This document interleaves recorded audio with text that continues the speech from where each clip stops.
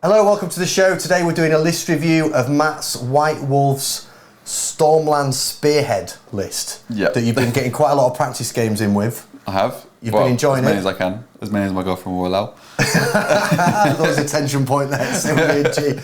So in this video we're going to talk through the strengths of the list, the weaknesses of the list, what it's like in the current meta, and Matt might just show us some of the things that it can do on the table. So thanks for watching, like and subscribe for more, and if you go back and look at our archive of live streams, you'll see Matt playing this list quite recently against Tom. It's a very similar list, I was tweaking it a bit, so yeah. And I'm sure we'll see it again in the future. Hopefully. Okay, Matt, do you want to take us through exactly what's in your list then?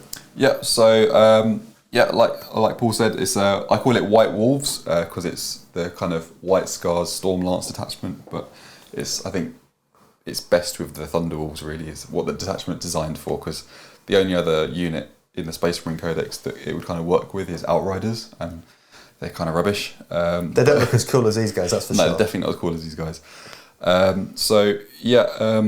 The list consists of two big blobs of the Thunderwolf cavalry. So one of them's just got a captain in it, and to make it hit a bit harder, I've given the captain an enhancement which gives him +2 strength and +2 AP. So he's coming in with a Thunder Hammer that's strength 10, AP 4, flat 3 damage when they charge. So it's almost as good as pretty good 9th edition Thunder Hammer. You say that with sadness. Yeah. Almost as good. I used to love my Thunder Hammers in that. But and then the other unit has got Canis, Wolfborn, and a battle leader on Thunderwolf. So that unit has exploding and lethal hits.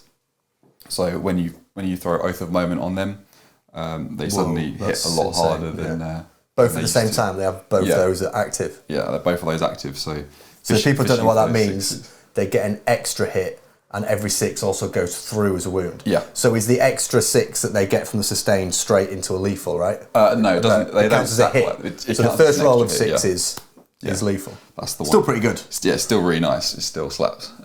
Well, I assume it slaps. I haven't used it yet. Find out in your game in a minute. On paper, it slaps. So then supporting that, I've got 2 units of 6 Inceptors with the plasmas. So it's an unusual Space Wolves colour scheme for these two, I must say. I went a bit wild with an airbrush and decided to it's slightly they stand out. They look nice, I like them. A lot of the time you see people running these in units of 3, and they're really good for mission play. But I actually think I really like them as a unit of 6. I think they do a big damage, especially supported by the Storm Speeder Thunderstrike, because that will give them +1 to wound against monsters and vehicles. And at that point they're wounding pretty much anything on 4s with 4 rerolls because they're twin linked. How does he give that to the Inceptors? How does that work? So the way the Storm Speeder works is when he's finished shooting, he can select a vehicle or a monster that has been hit by one of his attacks, and that you get +1 to wound against that monster or vehicle. Nice. So they come down then at like strength 9 on the plasmas anyway? Strength 8. Strength 8, but then +1 to wound from the Storm Strike. +1 to wound, yeah. And with Oath, you could potentially be re-rolling all your hits. Yeah, re-rolling everything basically. So re-rolling hits and wounds often. And then in this detachment, you can also give them sustained hits. So they get exploding 6s, re-rolling everything. AP 3 damage. Nice. So I think they can come down within 3. They've got I've seen you use that on the stream. The strike that just drops them down within 3, often on an object, on a zone. Yeah, and just unleash. They're almost impossible to screen out unless you've got infiltrators. That's the only thing. Because they have the bubble. Yeah, so the infiltrators have the 12-inch deny of no deep strike. And you've got 2. Have you got 2 units? So I've got 2 units of those, just because mostly just to help screen. Because I can get onto this a bit later on. But the reason they're in the army is because with this army, if you end up behind it, it just falls over. You have to try to trap people in, and if they can get around your kind of screen or drop in behind you, you're in big trouble. So I feel like I need the 2 units of infiltrators in this list. They don't really do anything. All they do is screen, maybe score some points, maybe hold an objective, something like that. Looking good. And then you got this. So I've got 2 of these, but I haven't finished painting the other one yet. So this is a Vindicator. So it's got quite a good anti-tank gun. So I used to have a couple of Redemptors in this list, but they just don't do enough damage. They're really hard to kill. They don't die. They don't die, but they just don't do damage. Shot. Yeah, so I'm hoping that these are a bit more reliable. So they come in at D6 plus 3 shots at strength 14, AP 3, D6 damage. So a couple of those with some hunter killer missiles as well, and I think they should do better against vehicles and big monsters and stuff. I think than the Redemptors. So you've got 2 of them in the list. You mentioned them. the infiltrators. What else have you got? A couple more characters here. So I've got the Lone Up Lieutenant. So he doesn't really do a lot. He just he normally just does deploy teleport homers, and I can pick a objective and I can reroll 1s to wound on that objective. So he's my deployed lieutenant. Yeah. And then the Calidus. I think every Imperial army has a Calidus assassin in it at the moment. It gives you the Vect, which is occasionally useful. I don't think it's that good. I wouldn't pay for it. Is that the extra? Makes someone pay extra CP for a strat, yeah. But more importantly, what she does is kind of go up and down every turn. So you pick her up at the end of your opponent's turn, and you can bring her back down again in the following turn, which is really great if you've got any kind of like behind enemy lines or investigate signals or whatever it is. Like she just will score you points all game. Nice. So yeah, she's really good. Great. That's the list. My list, really. Yeah. Do you want to chat us through the play style then of this list? What's it like to pilot? Yeah. So in terms of play style, probably the thing I like most about it is it's probably one of the most fun armies I've played with for a while. It's very in your face. It tries to run across the board. It tries to be really hard to kill. For example, these Thunderwolves, there's a strat in their detachment that they can auto advance 9. So they're moving 19 inches plus a charge, so they can get pretty much wherever you need them to be. 19 inches plus a charge. Yeah. So they can charge when they advance. Yes, yeah. They can. My whole army rule is advance and charge and fall back and charge. And they're big bases, so they are. They take up a lot of space. So what does that often, for a play style then, I imagine this is quite an aggressive, in-your-face, really early game. You try to assert yourself really early on. What my usual tactic is, turn 1, they do take up a lot of space, but if I'm careful, I can normally avoid them getting shot turn 1. Because if you don't want them to start dying too early, because they almost always die, but the kind of aim of the list is to try to keep them alive as long as possible whilst pinning your opponent back with them. So I can normally hide them turn 1, and then turn 2, I'm normally staging them ready to then pin people back. So because that auto advance 9 is a 2 CP strat, so I can't really use it in the first turn. But often I'll stage them with my first movement, and then my second movement will be really shoving them right up and just blocking in, taking up as much space as possible. And then you can put -1 to hit and -1 to wound on them. So at that point, they're really hard to shift because they're 4 wounds each, toughness 6, 4 up invuln, and they just don't go away. It takes a lot of shooting. So playstyle wise, it's a really aggressive list that's trying to assert itself in the first few turns. Yeah. Maximising primary. Yeah. Looks like you've got a couple of kind of smaller scoring pieces units that'll just score. They'll get the teleporters, they'll get engaged, just to tick you up, put that secondary pressure on. Exactly that. Yeah. And then the what role do the Inceptors kind of play then in that aggressive first? What I'm normally trying to do with them turn 2 is kill the biggest threat to my Thunderwolves. The thing that I think will kill my Thunderwolves, I'll use my Inceptors to try and take that out. And that doesn't mean I'm necessarily trying to trade up with them. It might be someone's got a really good tank that's got like a damage 4 weapon or just like loads of shots or something like that. And I'll be like, right, their job is just to kill that. And then, because at that point, if they're really hard to kill, the rest of the game is my opponent trying to deal with them. Can't deal, And they're such big bases, like they will block it, they take up so much room on the board. Because you've obviously deployed these in quite a tight, for the camera, keep it tight in. Yeah. But I imagine when you're playing it, that's a much more spread. They can really spread out, They can take up kind of a huge amount of space if I want them to. So 100%. Great. So playstyle's really aggressive. Seems a good scenario list. Yeah. Score points. Yeah, it does. I took fixed when I went to Coventry last week. It was a GT, so 5 games. and I took fixed every single game, just because it does deploy teleport homers so well, and it can. I did really well with engage on all fronts with it, so it does fixed well, and I haven't tried it with tactical yet. Probably would be okay.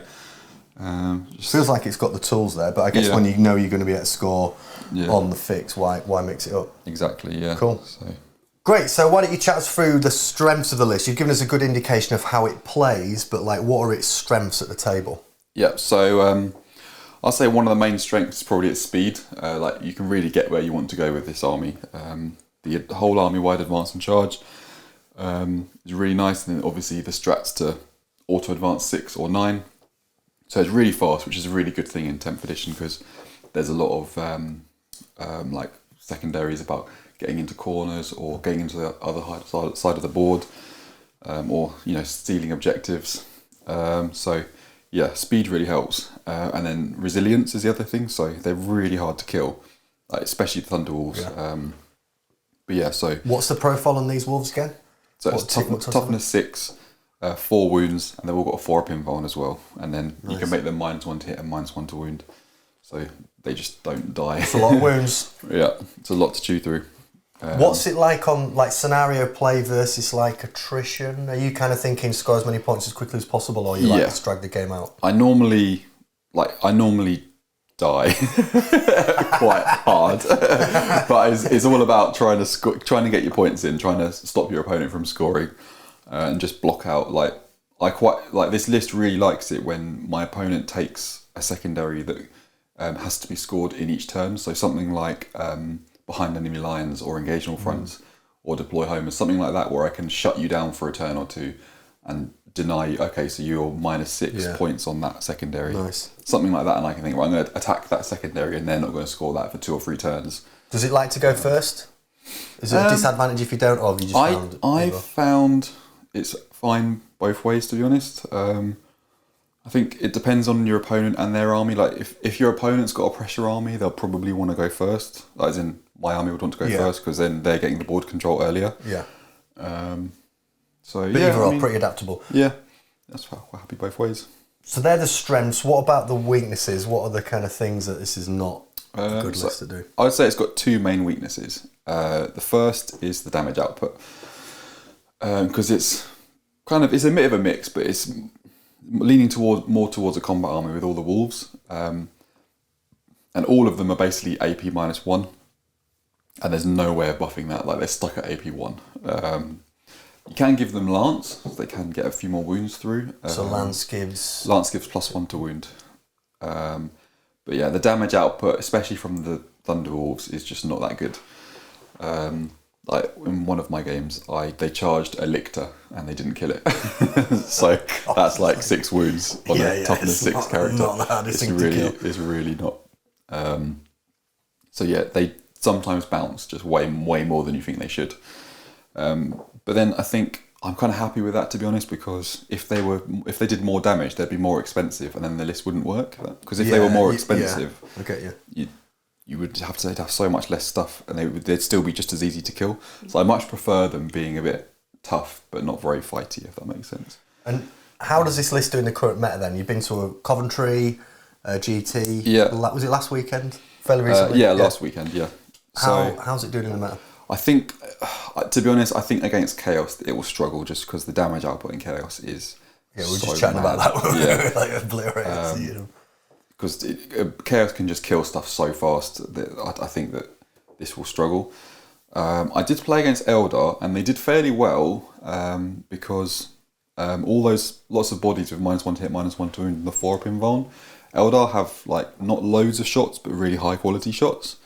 And then if I make my 4-ups, or they extra couple of misses because of that -1. So Eldar did struggle into this. I did lose that game, but I felt like I did well, and it was a very close game. So I think it's probably a close one with Eldar. And then looking at Votann, I don't know. With Votann, it probably could go either way. You played Tom, didn't you, on the stream? Yeah, I got smashed by Tom. But you were saying after that game, deployment, you sort of set up and then you were like, oh god. I messed up my deployment massively in that. I think that's one of the way you'd probably want to go first to try and get that early pressure. Yeah.